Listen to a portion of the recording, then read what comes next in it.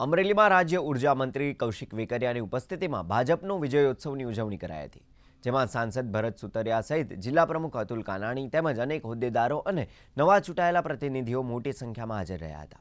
આ વિજયોત્સવમાં ઉર્જા મંત્રી કૌશિક વેકરિયાએ જણાવ્યું કે આ વિજય માત્ર ચૂંટણી જીત નથી, પરંતુ લોકોના વિશ્વાસનું પ્રતિબિંબ છે। તેમણે તમામ ચૂંટાયેલા સભ્યોને વિકાસના કાર્યોમાં સમર્પિત થવા અપીલ કરી હતી। તેમજ યુવા વિજેતા નકુમ વિશ્વાસે જણાવ્યું કે તેઓ યુવાનોની આશાઓને પૂર્ણ કરવા અને પોતાના વિસ્તારને વિકાસ માટે પ્રતિબદ્ધ છે।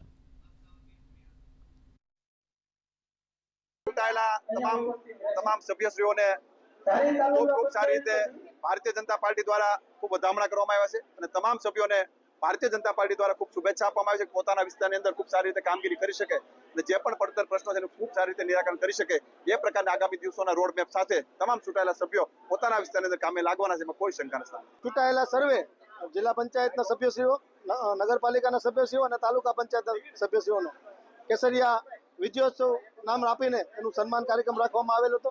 સાથે સાથે જિલ્લાના કાર્યકર્તાઓએ જે દિલથી કામ કરેલું છે, જે તાકાતથી એમણે પરસેવો પાડ્યો છે, એના પરસેવાને માન આપીને એમને પણ એમનો આભાર કાર્યક્રમ રાખવામાં આવેલો હતો, જેમાં જિલ્લાભરના કાર્યકર્તાઓ ઉપસ્થિત રહ્યા હતા।